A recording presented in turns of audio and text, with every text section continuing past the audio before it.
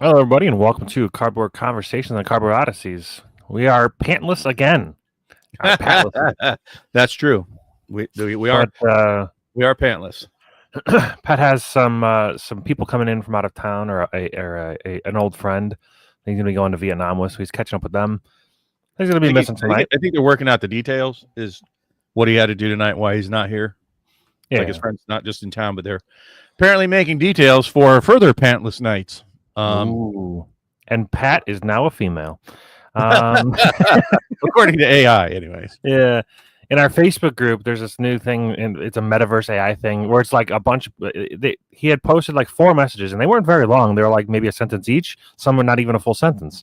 And AI was like, "Do you want to summarize this?" And I'm like, "I like using new things. I'll check it out." So I clicked it.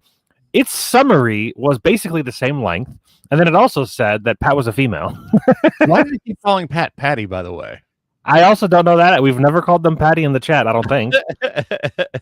But I just want to point out that Sherry Vegas, you are indeed first tonight in the chat, and I love you too. And welcome everybody that's willing to join us on a Saturday night. And as I understand, Matt, you have limited time tonight, so I think this is going to be a short one, folks. And sorry, but no after show tonight. It would just be me staring at the camera, and I'm terrible solo. So, I always recommended we do 30 minutes normal show, 30 minutes after show. Oh, okay. Well, then I'm a liar, and there will be an after show, but it'll be shortened. I figure we just shorten both of them so that people still get everything. It's just okay. It's just quicker. I do need to adjust to the start time of the other event, but so I don't want to make the decision without your blessing. You don't need my blessing. I agree with you. Sure, I do. At any rate, so some of the things that we're going to cover tonight in rather abridged format. I don't know if you were living under a rock or not this week. Apparently, Matt was. Because, this will be his first view at the spoilers for Spider-Man. But I'll be honest, it's not surprising to me that even content creators aren't keeping up with the magic world. I've heard this repeatedly on other channels, other content creators that have real jobs in real lives just can't keep up with the pace. You know, it's either release events or spoilers or next schedule or just there's so much, and the sets are so complicated now. Like we sit behind the scenes all the time trying to figure out where the hell this version of this card is in this set, and it's getting absurd at this point. Well, for me, I put the title of the show, how far is too far for spoilers? Because I think what happened for me is whenever I don't know when they started this, but it's this year, I'm pretty sure, where they started like 6 months ahead of time spoiling things. And for me, some people might want to edge for eternity, but for me, I want to edge for just a month or two. Like that's like the most I want to edge for. And we're talking about waiting for cards, waiting for a set to actually come out. And I think what it's done for me is actually the opposite of maybe what they want. They want to probably build hype and suspense. But for me, it's making me not want to look up any spoilers. I used to be the person that I would like refresh the spoiler page waiting for the new cards to come out for every new set.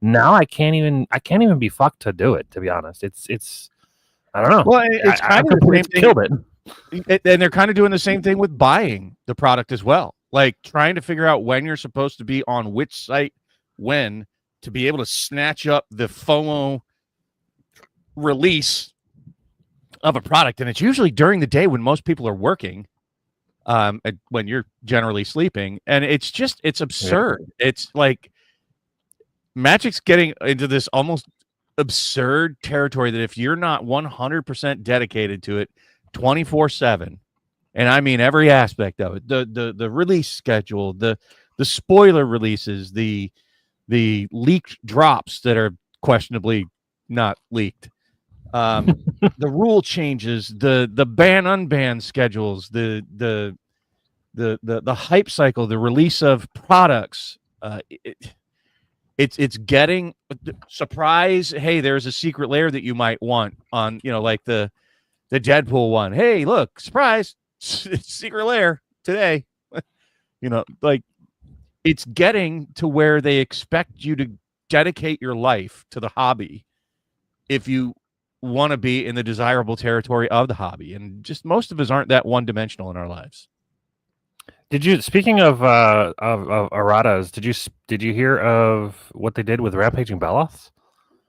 I heard they were doing something with it, and it almost felt like a nothing burger to me, but okay. It's not really anything. I agree. But why? Why is it like? I just don't. It's weird. So like, just in case you guys are familiar, Rampaging Baloths is a 6 mana 6/6 that whenever a land enters the battlefield, you get a 4/4 beast. Now, previously to whenever this errata came out, it was a May ability, and now it's not. So you have to create a 4/4 beast. But like, I just don't understand why you play it when you don't want it. Like, I don't understand that. Be like playing Skewed Swarm, and I don't want it to swarm. Yeah, that's what I'm saying. Like, it's probably like 99% of the time it won't matter, but there are a couple times where like maybe your creature entering the battlefield causes. Well, actually, for instance, I was in this most recent Thursday game. I had a Rampaging Baloths with the 4/4s and the 1/1s entering from like a zombie from landfall. Every time a creature enters, my opponent was gaining life. So like maybe there's a situation where I need to play a land, but I don't want them to gain the life, and that could be bad. But yeah, it's such a niche thing. It's just one of those things where it's just like, why? There's no reason for it. Like the solution is don't play a land. If you're able to generate, but if you need to play the land for the thing, whatever you're trying to cast. That's what I'm saying. I'm saying you need to cast something. You need the land. 6 mana already, though, is what I'm saying. Yeah, but you need 7. That's the problem. Okay. Yeah. Emergent Ultimatum. Emergent Ultimatum is a really good card for 7. I mean, there are cards that are 7 that are like very powerful. You might Biorhythm or just a number. Crater of Behemoth. Crater of Behemoth is another banger that he's 8, I think, but still stuff like that. There are big finishers that this could affect, but like I said, it's a 1% kind of like a corner case that it felt like such a nothing burger to me. It is. It's just weird. Okay. Like there's no reason for it. It's not like it was busted breaking the format. Like it didn't need to change at all. Leave it alone. No. Like of all the things that they need to, kind of change, like something with the VV. I don't know if you've been paying attention to that, but it's apparently I've heard standards messed up. It's basically the next Nadu, so to speak. Yeah. And it's like, okay, if you ban Nadu for similar reasons,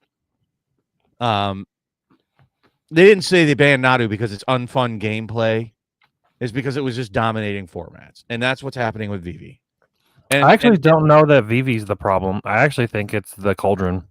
It seems like the Cauldron enables so many of these busted combos. They just need to remove the Cauldron. Yeah. And how long is what did that come out in? That was in I got the Soul Cauldron. Was that Eldraine? Soul Cauldron. Yeah. Yeah, so it's fairly new. Wilds of Eldraine. I mean, that one's been out a lot longer than Final Fantasy, and I think you're going to get many more people upset about banning VV than you would about Cauldron.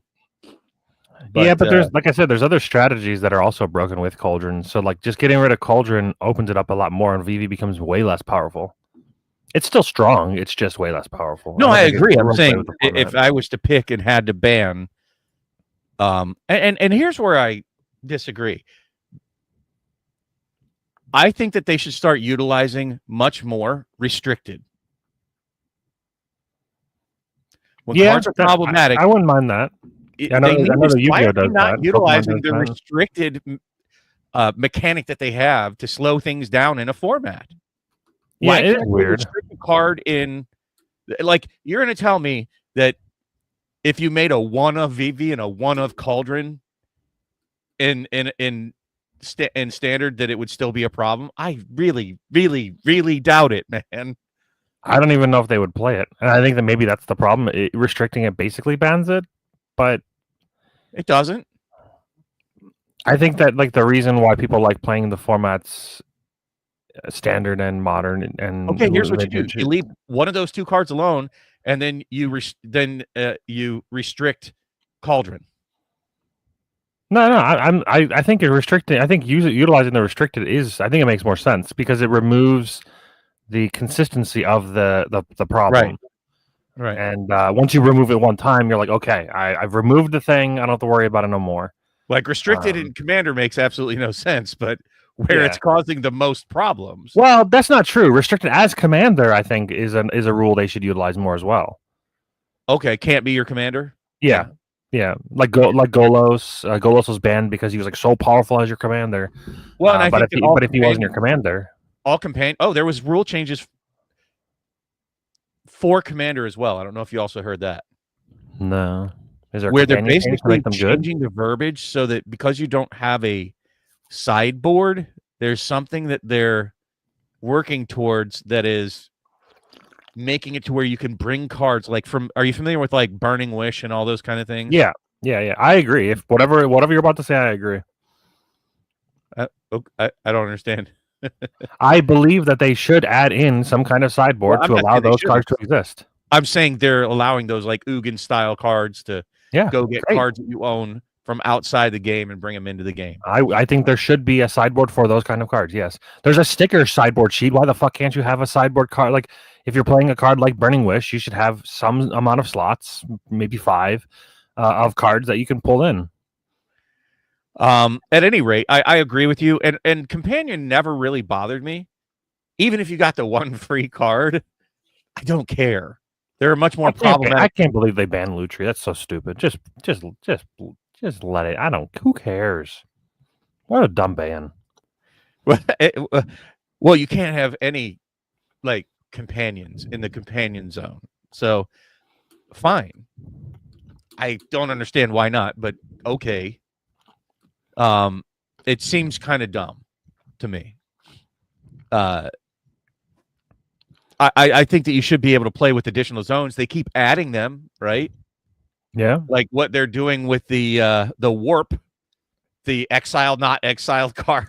Yeah, it's definitely not exiled. It's warped. Wherever maybe it is exiled. Wherever it exists, it's there. So if they're going to add zones like that, do you really think that a companion is going to change your games if somebody showed up to your table with a companion? I don't think so. I don't know of a companion that would really change that functionality.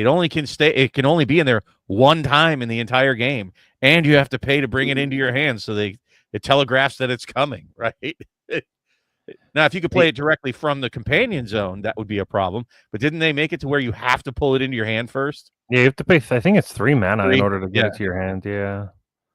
So people are going to be able to interact with it. You know, I want to get to some of the spoilers because there was some stuff that I thought that you might have some take on. And so for those of you in the audience here, if you haven't seen the spoilers, warning, spoilers incoming here.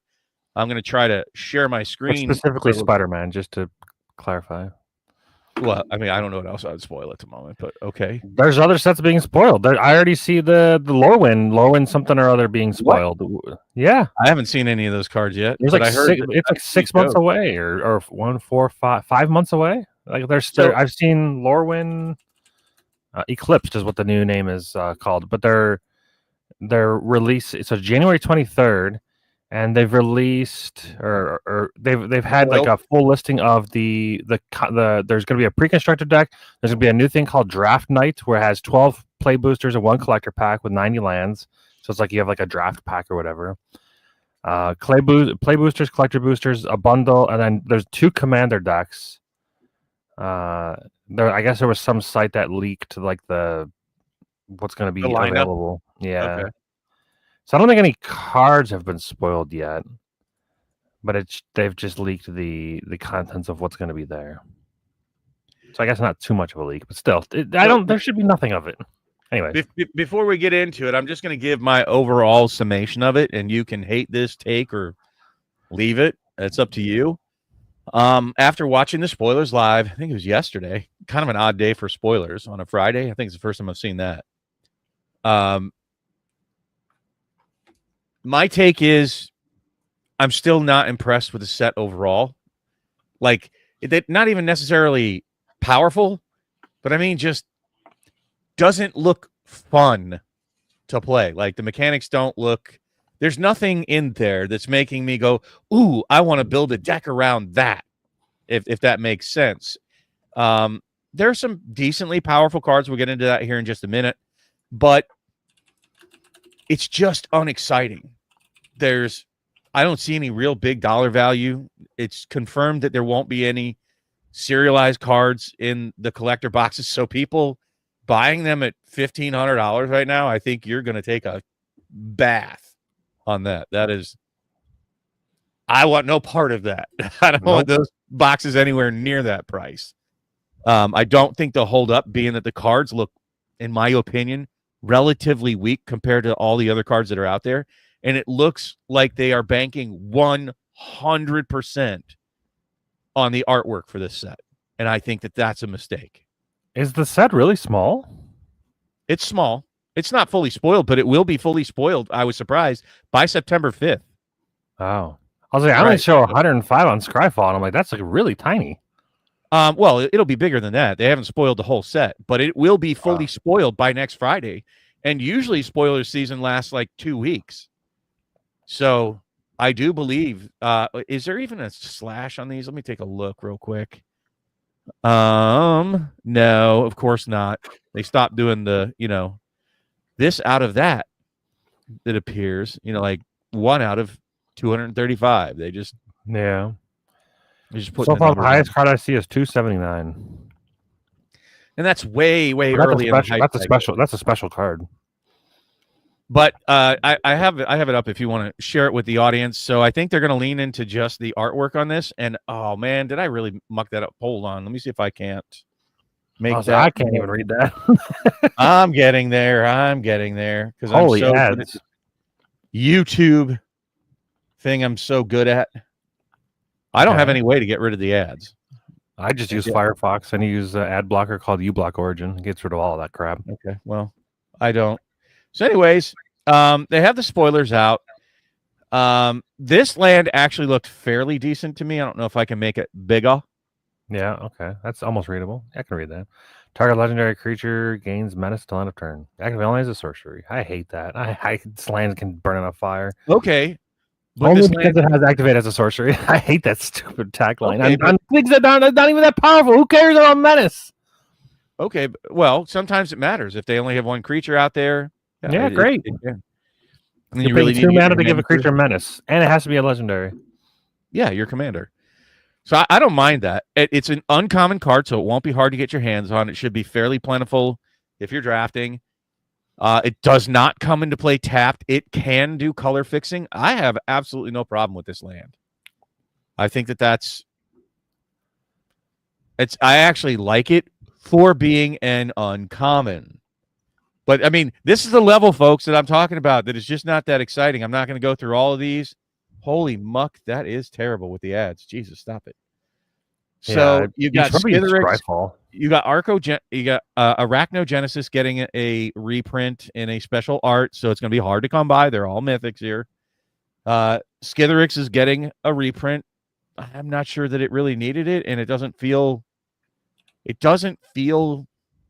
thematic for Venom. I think Venom would have felt more like, why did it do that? I didn't do that. What is happening? Because the ad popped in. Holy muckballs. That's like AIDS. I think that Venom honestly felt on. If I was to pick something to do a reprint with Venom on it, I'd pick like Rakdos or potentially Master of Cruelties. This one, however, I think would be, I don't know if you've seen this one yet. I'll try to make her bigger.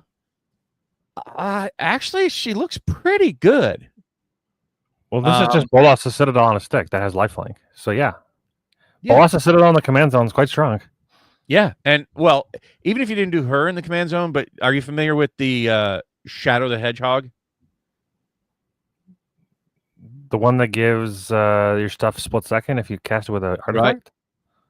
Right. Is it you have to cast it with an artifact? Yeah, you have to specifically cast it with an artifact. Split second. So he gives treasures, but but if you're doing it this way, then you're not casting it with the artifact. Yeah, you're casting it with the Anyways, I thought I saw a combo. Thanks for spoiling that for me. But she still looks pretty good.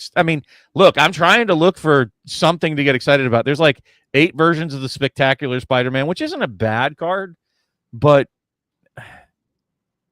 to me, nothing to write home about. Okay, it's got flash. That's good. 2 for a 3/2, not terrible, but boltable and shockable. He gains flying if you have extra mana, which I'm not sure that's going to matter a whole lot. And sacrifice him with an extra mana to give all your creatures hexproof and indestructible, which is the best line on that card. And it's like, well, okay. I'm not hearing you go, ooh, that's great. This it's not. I don't really like sagas, but there's a special art version of it. Looks pretty cool. Reanimate, I think, is getting a pretty dope treatment. But did Reanimate really need a reprinting? I don't think so. No, I think it was only. Well, I mean, like you need a reprinting. Like, kind of. It's less than $10. I think Reanimate. I would have guessed less than $1. What, Reanimate? Yeah. Oh, no, it's like an $8 card. Isn't it like an uncommon? It was. I guess they upshifted to a rare. And now it's going to be a mythic. Its lowest version is $6, $5. Okay. It was just printed in Final Fantasy.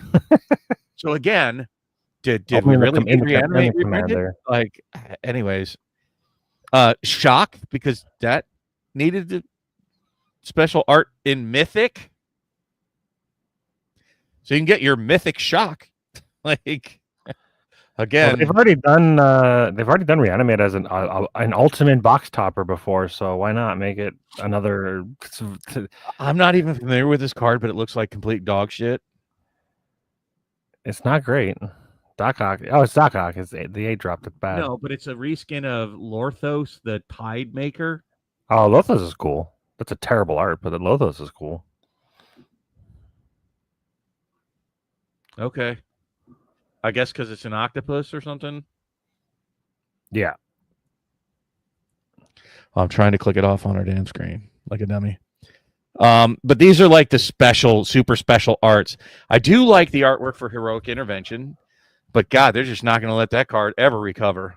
I think it was just starting to get back above $10. So I expect it to drop again, but it's a mythic this time.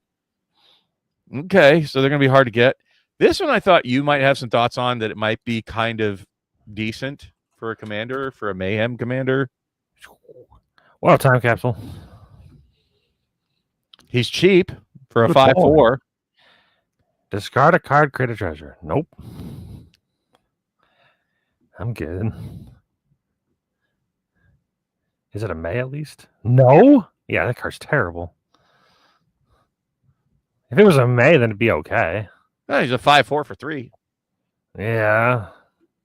You can play him. You can keep recurring him from the graveyard, so you don't have to keep paying his commander cost. Mayhem. That's for all those. What's that called? Where you discard? Madness? Yeah.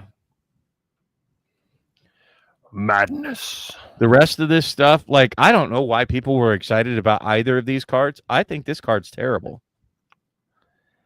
Rhino, 7 mana for a 6/7 Vich Trample Haste. Whenever you attack, if you cast a spell 4 or greater, draw a card.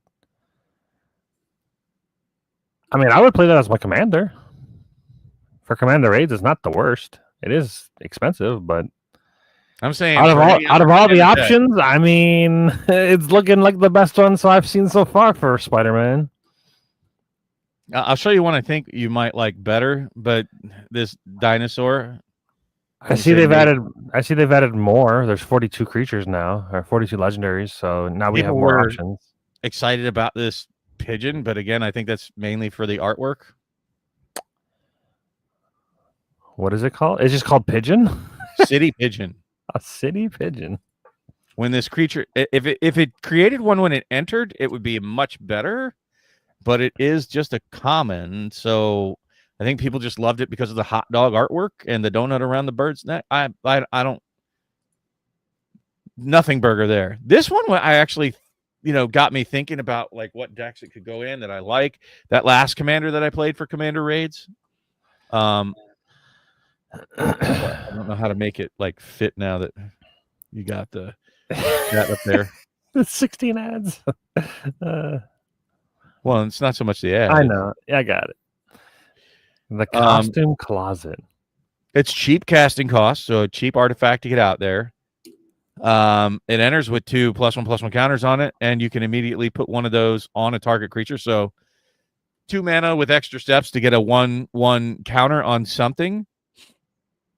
Activate the only sorcery. Okay.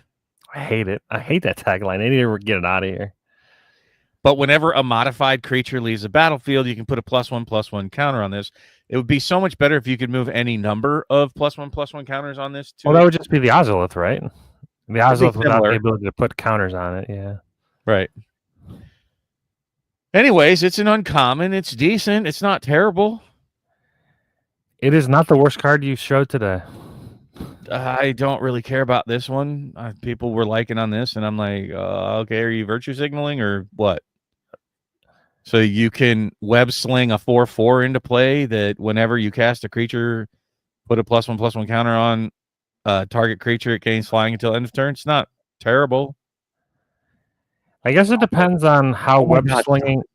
It depends on how web slinging is worded with your commander tax. If it bypasses the commander tax, it probably does. It shouldn't. Not. I think somebody already asked that. No, it doesn't. Yeah, if it bypassed the commander tax, that would be a mistake. The only thing that's nice about web slinging is you get to bounce something back to your hand. So if you want to get the ETB triggers again, okay. Craven, I just think is terrible. Like this, it's so conditional. It's like whenever a creature an opponent controls with the greatest power among creatures that player controls dies. A lot of words just to get to that fucking point in the text box. Draw a card and put a +1/+1 counter on Craven the Hunter. So if it's not their most powerful creature that's dying, then this is the giant nothing burger. Okay. I don't know. The one thing that I don't like about this commander is that it's well, I guess there's worse commanders to build around. It's just it incentivizes you to just run all the kill spells and then just like I don't know, kill their board over and over again. But there's plenty of commanders that already do that. Like Killer, or what is it? A Killer? Yeah, I think it's people were saying this is going to be a CEDH card, so you explain that to me. Oh my god. I can't read it. There's ads in the way. Whenever you cast an instant, well, it's just because of that line right there. It's literally just losing losing the mana as well could matter, I guess. But so think of Burgi. You know how Burgi works? That's basically how Burgi works. Yeah, I know. It's actually a worse Burgi, so I don't even know. Maybe it might see play there. I mean, I guess if you have, so you could do infinite mana and then you can sacrifice him and then ping somebody to death. But like, it's a lot of loopholes to get to do it. I don't think it's going to see a lot of CEDH play unless there's something that I'm missing.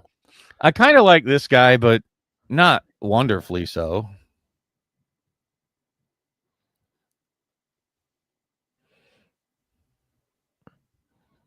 Yeah, you never have to pay commander tax as long as he doesn't get exiled from your graveyard. So there's something.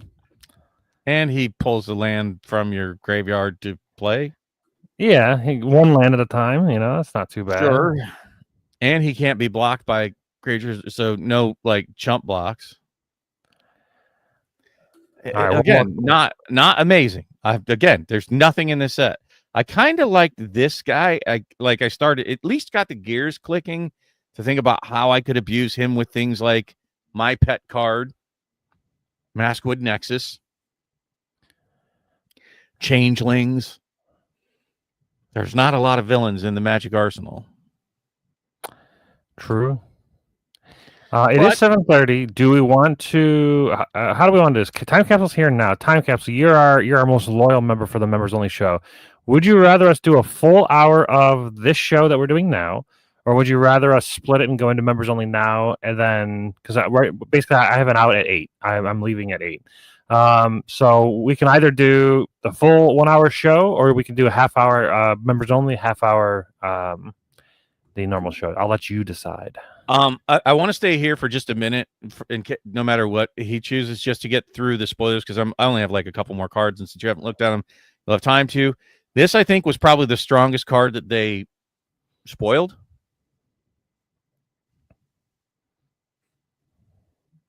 The casting cost is 7. Yeah, it's quite hefty.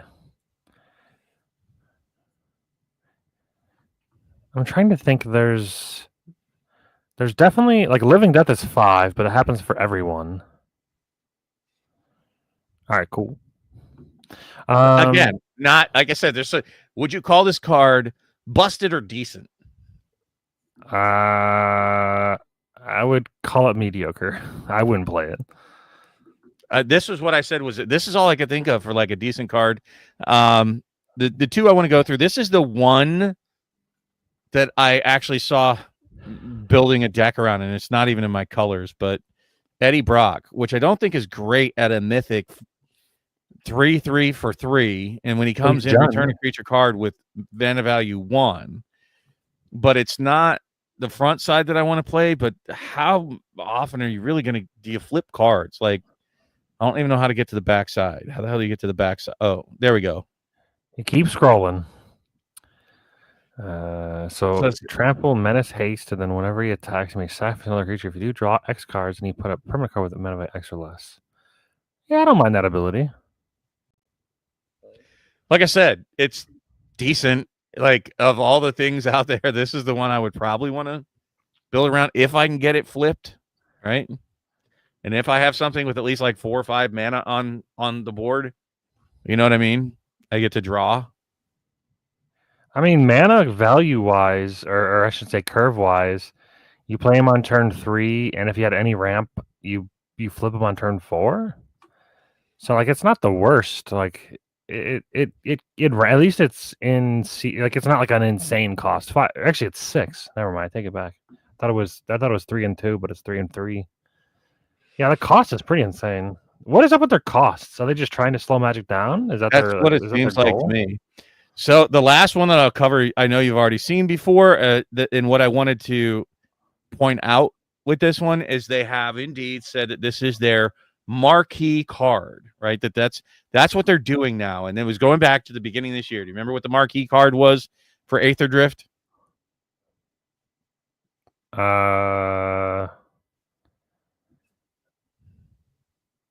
It was it? What the fuck was it? It's like right on the Aether Spark. Yeah. The Planeswalker. And they're doing like, multiple treatments, special treatments, that kind of stuff. They're trying to force the hunt, the hype. And do you remember what it was for Tarkir? Because you spec'd on it. Mox Jasper. Yeah. Do you remember what it was for, or what it is for Final Fantasy? Hint, it's the only serialized card in there.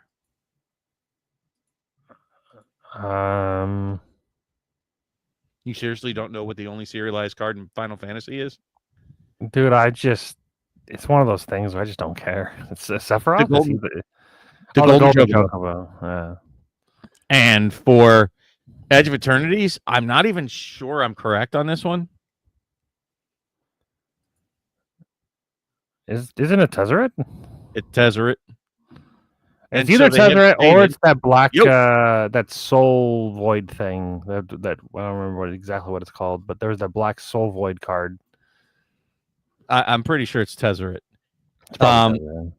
And it might be the Soul one because that's the one that has the special printing. I think you're right. Yeah, Sothera the Super Void. It might be that one. Okay, which I haven't been impressed by so far. And the Soul Stone, I was looking at this more. And what's up, DJ? Yep. So this one, I'm just not that impressed. It's really strong. It's a really good mana rock. Whether or not anything else, it could literally just be the mana rock part, and it's fine. Okay, but it's a kind of shittier mana rock that gives you just black mana. Yeah. So it's just a super playable mana rock that has a really good ability when you can use it. If you can use it, but if I know that your pod is not big on graveyard hate, but if there's graveyard hate, if this becomes commonplace, I mean, there's definitely graveyard hate in my pods, but yeah. I'm just saying, if people do like they're supposed to and play graveyard hate, this one's gonna be a giant nothing burger, and it only does one at a time, so you don't even have to beat this, right? All you have to do is beat their graveyard, and there's so much graveyard hate in the world out there. Yeah, this is hard to get rid of, but I typically only run graveyard hate. I run like 1 or 2 per deck, and that's just because I feel forced to. Because if you don't answer graveyard, sometimes you just lose. Like if somebody living deaths. Or just play like Weathered Runestone. I mean, there's plenty of things to play. It's actually less expensive than the Arcane Signet. I'm just saying, for being you don't have to exile this, DJ. Just get rid of their graveyard. Or when they go to take a card out of the graveyard, when they name it and target it, just target that and get rid of it out of their graveyard. It doesn't say as a sorcery, so at least you can pay the 7 mana at any time. So there is that. But okay, do you really want to harness? Like, that's not the great ability. You have to exile a creature you control. Yeah. Okay, at any time. Cool. Okay, cool. And you're doing it so that you can get this, which is worse than at a sorcery, because you have to wait all the way until your next upkeep. So the entire table has a turn at a minimum after seeing this telegraphed after you've activated it to exile your graveyard. Here, I'll put it into perspective. It's Shieldred on a mana rock. It's not bad. So I don't know. I don't think it's a very solid card. I wouldn't consider it insane, but I think it's very solid. That's what I'm saying. For being the marquee card, but the Aetherspark wasn't that good either. I agree. And Mox Jasper was terrible. Mox Jasper hasn't really found a big home yet, so yeah, also not great. I still think the card has legs later on down the road if they ever print a really good dragon that can utilize it. Okay. If you can get that dragon and get the Mox Jasper, and it's like it's too conditional, and this one starts in that same territory that there's just so many restrictions. Like, it's just nowhere even close to like a One Ring territory. Nope. Not even close. So I'm not like, people are going gaga over this, but no, it's fine, DJ. If you want it, you love it. I'm just saying it feels very much to me like Bootlegger Stash, where I feel like it's going to be a 2-mana black only mana rock. Like 90% of the time it hits the board. I'll tell you what, people buying it for $120 are insane. That's what it's pre-ordering for right now. That's what I'm saying, dude. Like, people are and what about the special versions of it? $700 for the one that looks like Thanos. I just feel like you're gonna feel like you just went to the proctologist if you do that on this. The Thanos one, depending on how you get it, I mean, if it's only in collector boxes and it's only super rare, then I can see it being, it's like a Sephiroth expensive card. I mean, Sephiroth is still like $900, so it definitely has legs. I'm speaking my piece. People thought I was crazy when I said Bootlegger Stash was a nothing burger. And I'm saying this has similar vibes. I was one of the hype on Bootlegger Stash. I did think it was quite good. And I told you at the time, I thought it was Garbo. Now, this isn't complete Garbo because, okay, it's a 2-mana rock. With kind of downside if you're looking at it as just a mana rock. Because it only produces black. Shit, on TCG it's even more. It's $150 is what it's pre-ordering for. Again, look, you're allowed to disagree with me. Everybody is. The audience, DJ. Illegal. Matt, feel free to. I'm just assessing this card going, I hardly ever play black decks. So already out for me. Like, Red is probably my least commonly played color. Black is next. Oh, you're insane if you think this Solston's going to stay at 150. You're smoking the copium, as Bob was saying earlier. There's no chance. That card drops to less than 50 easily. I don't see this being more than, at best, a $20 card. I think it'll float around $25 to $50 because of the hype. Maybe it drops. I mean, it all depends on how rare it is. If it's for some reason more mythic than normal mythics, then sure. But yeah, I think it's going to drop lower than that because I have a feeling once people see that it hardly doesn't see any play, and even when it does see play, it almost never gets activated. And even if it gets activated, people are hating on graveyards. It's definitely too expensive for standard unless there's some way to make this activation cheaper. But like 7 mana, like when is a red deck going to let you do this ever? Any of the aggro decks are going to stomp your face before you get to 6, so like or 5 or 4. And that's perfectly fine, Coach. You know, I'm wrong many times a day. So, Coach, what you're saying is I'm right. I think it's a fine card. I think it's solid. It's just not insane, and it's I didn't say it's a shit card. I'm just saying it doesn't deserve the hype that it's getting at $700 prices. Oh, I don't think it should deserve the $150 price. I think that's insane. And remember, people were paying buku bucks for this fancy pants version of Mox Jasper too. Wonder how they feel about paying that price now.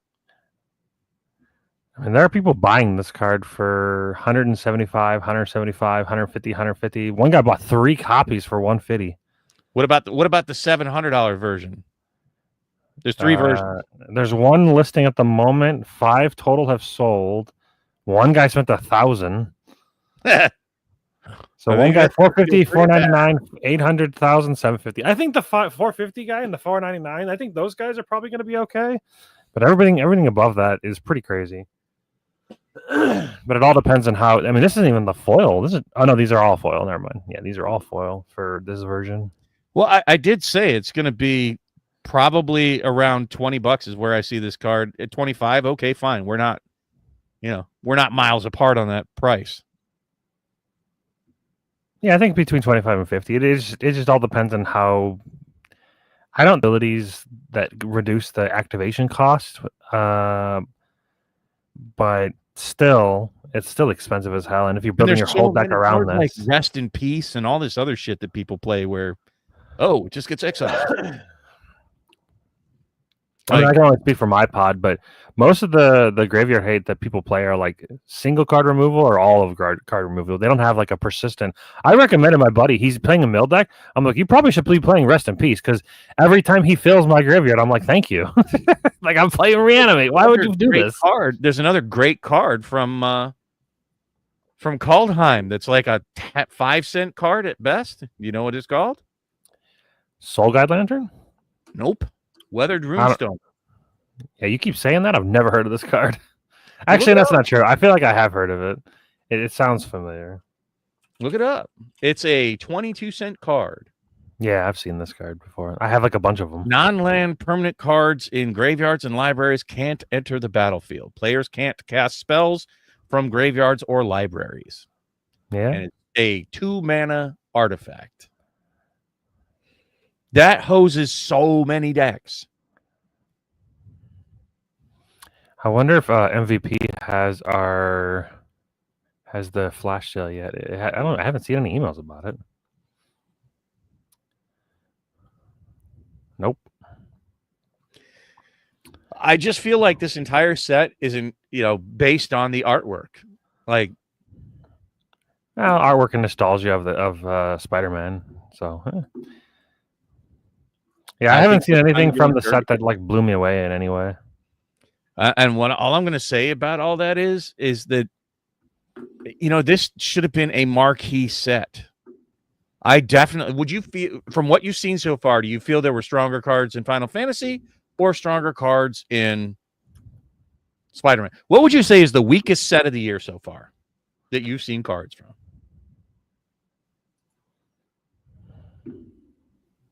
The weakest set of the year. Edge was pretty powerful. Final Fantasy was pretty powerful. Tarku was pretty powerful. Aether Drift, but even then, Aether Drift was still pretty okay. So that I guess this set. Right. I mean, but then again, these years been a banger set, banger after banger after banger. I mean, to me, Dark Hero Dragonstorm, Final Fantasy, and Edge of Returners are all really powerful, really good sets. So following it up is hard. I mean, I guess they could have went power creep, just keep going, and not even just power creep. Name a set last year that you think is weaker than this. Innistrad Remastered. It might not even be weaker, but it was bad. Foundations was good. Duskmourn was good. Boombro was good. Modern Outlaws. Outlaw or Mirrors of Call of Matter? It's probably on par. But that's there's probably still better cards in that set, but I think it's probably on par with Murders.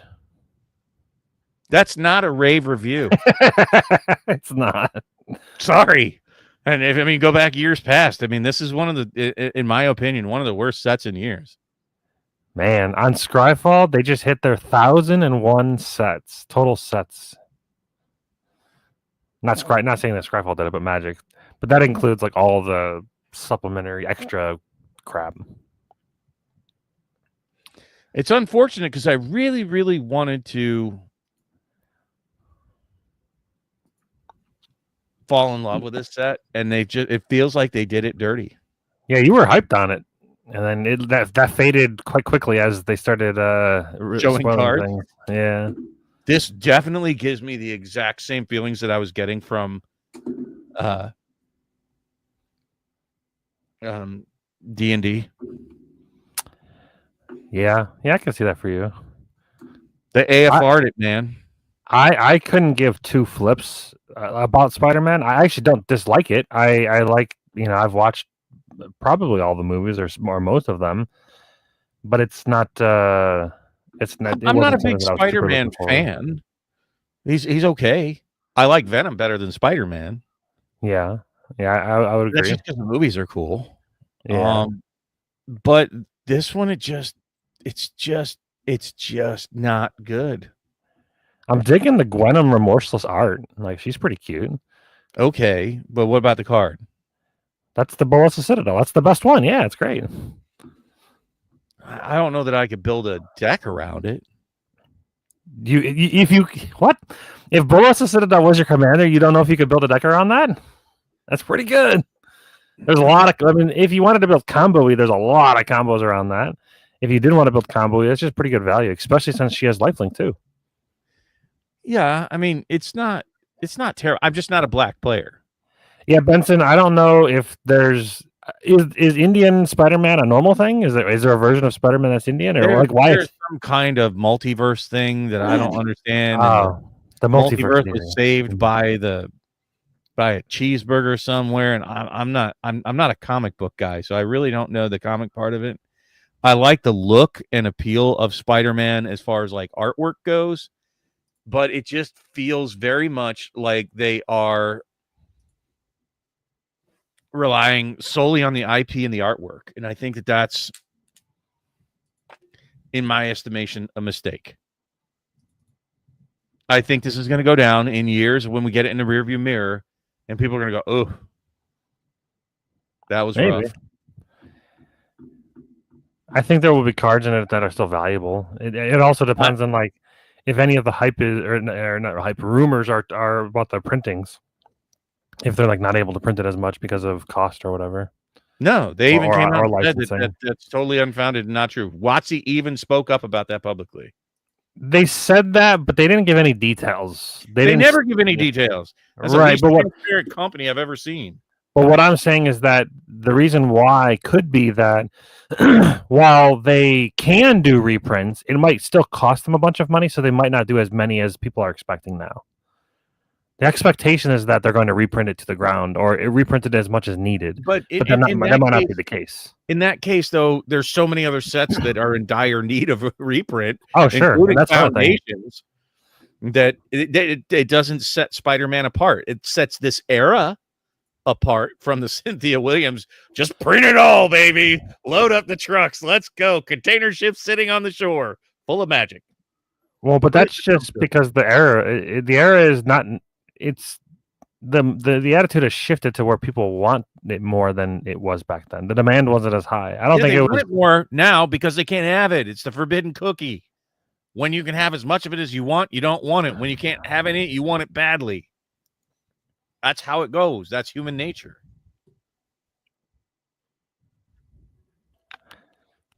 That's just the way the cookie crumbles. It's that Pat was even talking about to that extent. Like, all you have to do to make people want a product more is raise the price and keep raising it until they can't afford it. Then they really want it. That's a good point, DJ. The addition of the spiders for Spider Tribal.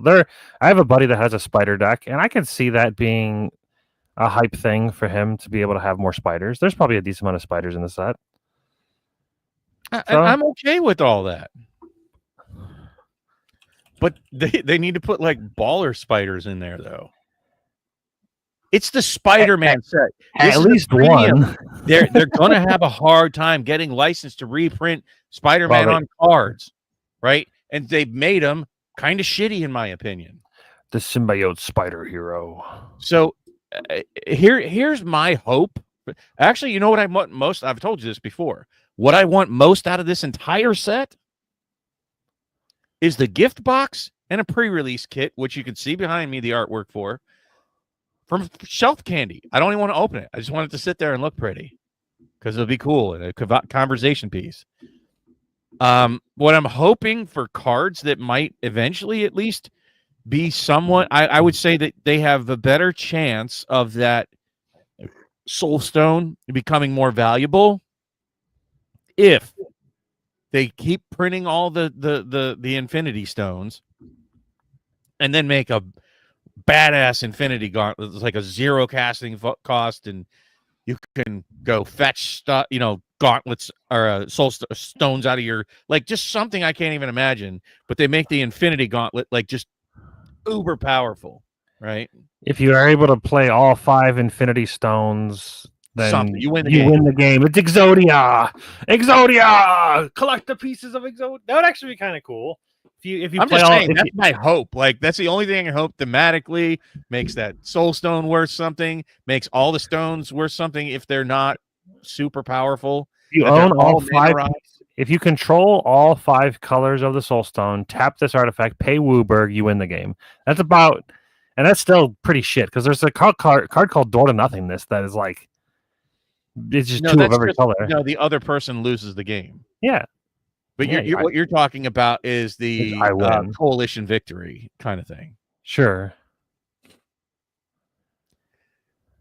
But I don't even want the collector's box. There's nothing in there that I really want. The artwork, I don't care. I am more interested in the Secret Lair. I don't know if you saw the Secret Lair, but I have a feeling that's going to go just like all these other shit shows for Secret Lairs, and it's probably going to be during the day at work, and I'm going to miss it again. And it's like, I'll likely buy 2 collector boxes from MVP and then call it a day. At $900 a piece. Well, no, the last Final Fantasy was a 600. So yeah, because Final Fantasy didn't go over $1,000 till well after release. I'm trying to remember what the price was when they did their. I mean, yeah, it all depends. No, they sold it at basically MSRP at around $799. I remember you made the offer, and I'm like, nope, not interested. Who did? MVP. No, I ordered mine for 600 something. $699. So it was $700, and I'm like, nope. $679. Yeah, I ordered 2 boxes, and I think that was only the very first flash. Might have been lower than that. 638. Yeah, 638 was the first pack. Yeah, but the boxes were only like $700 or $800 on TCG Player at the time. Yeah, we'll see. And they're better than Rudy recently. I mean, their prices are significantly cheaper, which is interesting. It still ain't anywhere near. And they're better than TCG. They're better than every other store. So why would I not buy them if they're the cheapest? If I want them, then I'll buy them. I'm spending $700 on this. There's no serialized cards. There's no cards I see that are super hyped to even come close to justifying that price. I don't think that art and foiling is going to be enough to carry it. I know it did in Final Fantasy. Maybe it will be. We'll see. I could be wrong. I'm just not excited about it, and I'm not chasing it. Not in any way, shape, or form. The only reason I went after Final Fantasy, I've expressed that many, many times. It's because it's a crossover between me and Sherry Vegas, right? That's it. If it hadn't been for that, I wouldn't have bought those Final Fantasy boxes. Like, I'm not dropping that kind of money. The risk is just too high. I'd rather put it in the stock market. The risk is way lower. And I think that it's gotten away from me, at least. If y'all got bigger money than me, ballers, go for it. I'm absolutely not interested, not in any way, shape, or form in it. I'm not even super excited for the 3 boxes I've got locked in. And I got at $149 each with no taxes shipping. Yeah, I'll be curious to see how the boxes do once they're released. And again, I'm staying way away from this one. I have been impressed how expensive the boxes are compared to how shitty the pulls are. Like, the box prices are still high compared to like the boxes, the value that you pull. It's kind of crazy. Well, and the problem with that is ultimately arbitrage will catch up. And that's just the kind of sad truth about it. At any rate, we only have a couple minutes left here, and I know that you're on to bigger and better things tonight with PoE 2. What's going on there? They released their 0.30 new release, so it's got a new league and or new, fresh start. It's kind of standard, everybody does a fresh thing. But this is their first like full league that actually has like mechanic and much more in depth than just little like the wispy thing that they did last league. Last league that was like a very side. That's not their normal full league situation. So this one has like much more in depth. It's called Abyssal League. I don't know. My one character seems very strong. A lot of changes that they did are better for quality of life and upgrades as far as power, more movement. Like, you can sprint now. So when you hold down spacebar, you'll do a dodge roll, then you'll sprint, and you move 50% faster while you're out of combat. If you go into combat, if you get hit, heavy stuns you, so your character like falls on the ground and like stands like and then you get like fucking stomped. But you just don't sprint in combat and you're good. So it makes the traversing from pack to pack a lot better. Same thing with it going through the campaign. There's just a lot of things that they added that is nice to. It's a nice fresh air. It's just whether or not the game is good yet, it's unclear. It's okay. It's not PoE 1. To me, PoE 1's still peak. Well, that's good. Sounds like, and you're going to enjoy that with a friend of yours. I want to thank everybody before we wrap up tonight for showing up tonight. And I'm so good at the YouTube thing that I always ask at the very end of the show, hey, if you like what we've done here tonight, please consider liking and subscribing down below. Let us know how we're doing. And if you're so enthused, please go ahead and become a member. And we normally do member streams, which we're not going to do tonight. This was a combination tonight of member stream and regular stream, because Pat is away making plans for the Far East, and Matt is making plans for the rest of the night with a friend of his on PoE 2. Let us know what you think in the comments, please. Comment on these things. Let us know what you guys think about the videos if you're watching them after the fact. Any interaction, it helps juice our numbers and helps us get out there to other folks. And as always, thanks for watching. Thanks for sharing your time with us. And we'll see y'all next week. Bye.